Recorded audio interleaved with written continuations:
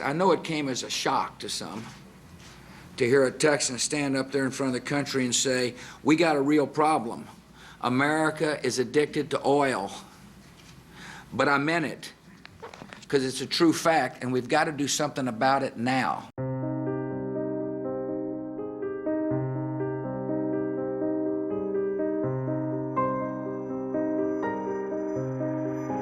In 1945, President Franklin Roosevelt first grasped that the United States eventually would become dependent on foreign petroleum.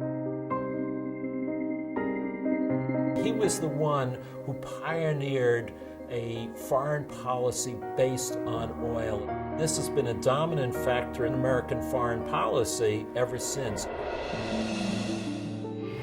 The Middle East has abruptly reached a new and critical stage in its long and important history. An attempt by any outside force to gain control of the Persian Gulf region will be regarded as an assault on the vital interests of the United States of America. There's no way that we could stand by and see that taken over by anyone that would shut off that oil. It's that serious, and all you have to do is look at the energy requirements of the world. We have some drama unfolding in the Middle East to report to you tonight. Diplomats in Kuwait are now saying that Iraqi troops have crossed the border into Kuwait. So the American military is being turned into a global oil protection service.